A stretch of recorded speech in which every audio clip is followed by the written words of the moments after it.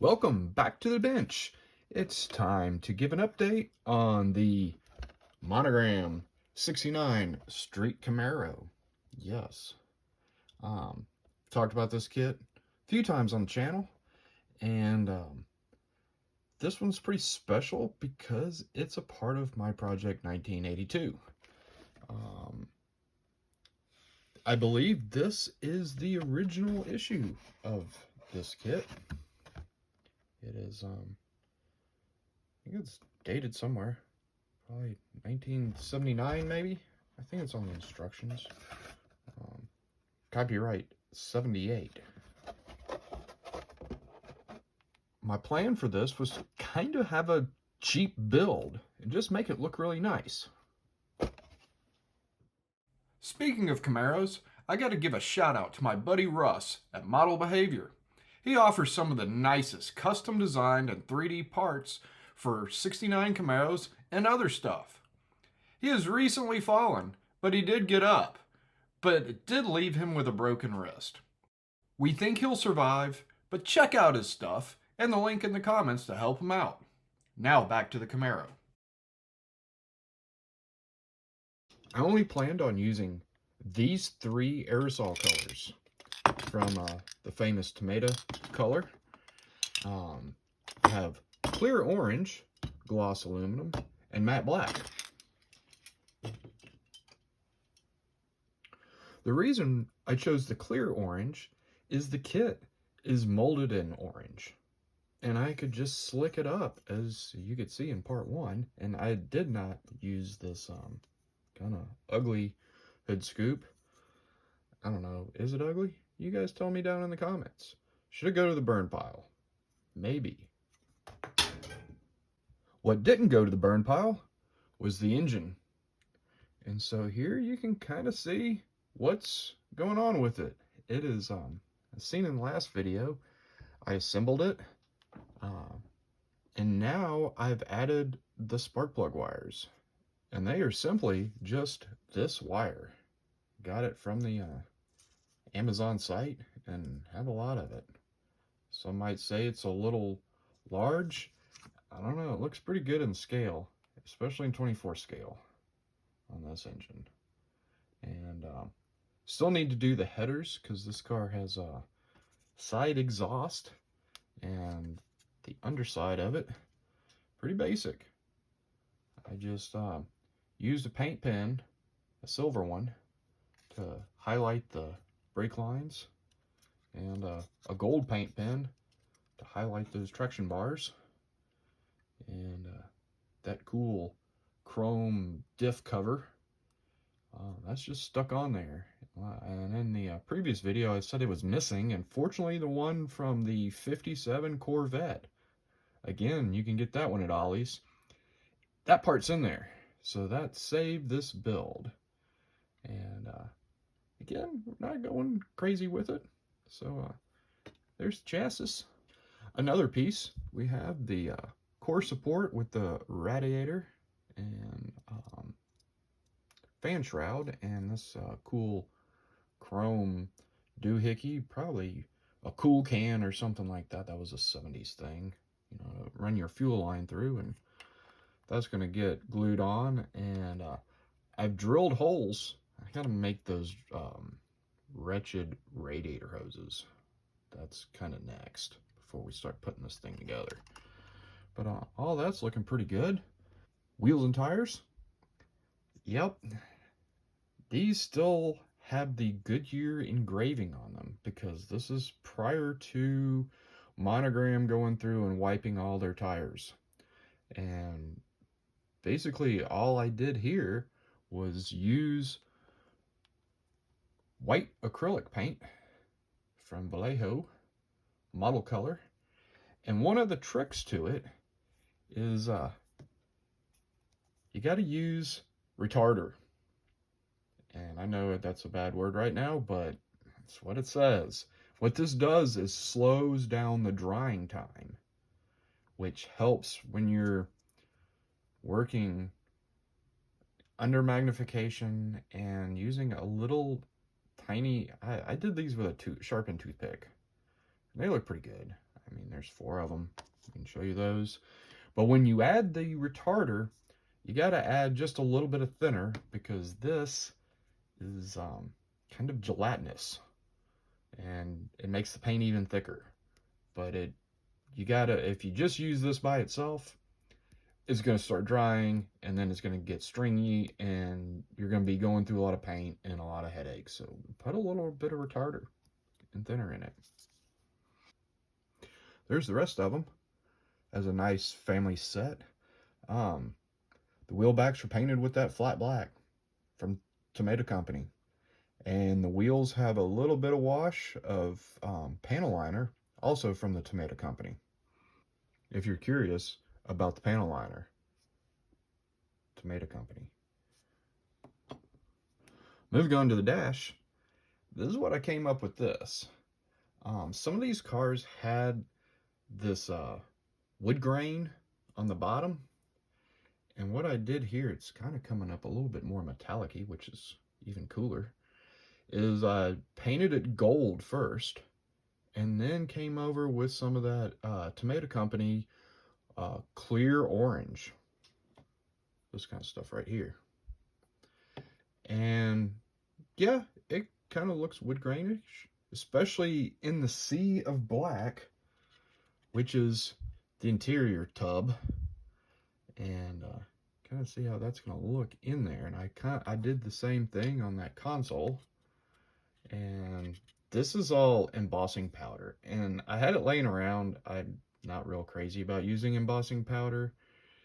It just kind of, I don't know. It's okay for this.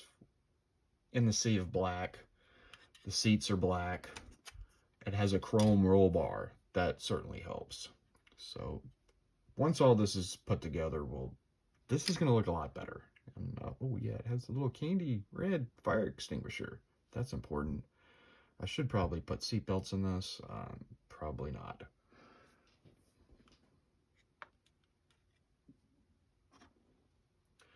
The body is shiny.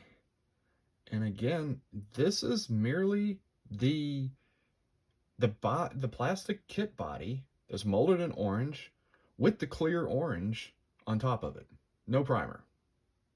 And yes, it's gotten some buffing, mainly using the products from Wizards. And then I used some of the Tomato Color panel liner in brown to do the panel lines. And a little bit on these vents, detailed out the windshield wipers, and oh yeah, all that bare metal foil around the windows. Since it has very little paint on it, it didn't really obscure the details, and the paint went on good. And that's how you make foil look good, is you can't have foil if you think you're going to cover up a mistake with foil, believe me, it's not going to work, because it's going to amplify the mistake like nobody's business. Another thing I did, little tiny hole right there. I cut the door handles off, and I have some 3D printed ones that are painted with the Revell Chrome spray, chrome, however you want to call it. And those are going to help, instead of trying to foil the kind of small blocky ones that came with the body. And then of course we showed we got the emblems. We're gonna put those on last. And oh yeah, we need some decals. These are totally gonna go on there, and that's gonna make it look boss. Did they say make it look boss anymore? I don't think so, but I kind of want to put these decals on. So that's the update. Let's get busy. So I got some water in my little white bowl, and I have the decal. I trimmed it pretty tight, just so it doesn't really silver up. And we're about to find out if 1978 decals still work. And apply it to this so it can look like that. So into the water. Woo! This is, so far, has not come apart. This is either going to work or it's not. I think I have a plan B, but I like the idea trying to use the original decals. So we're gonna just let this kind of set and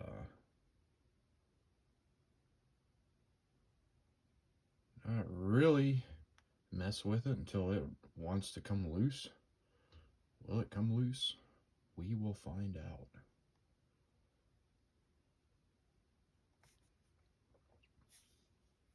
One eternity later.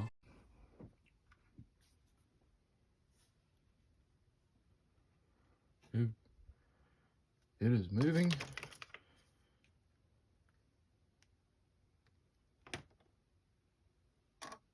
It is moving.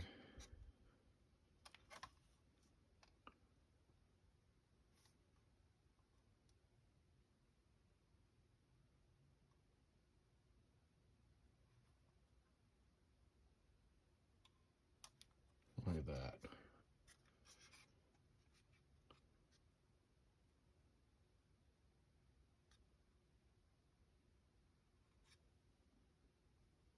And now you're thinking, this is really how I mess with decals that are 50 years old?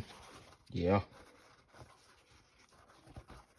And now a little bit of paper towel here. Quite stellar.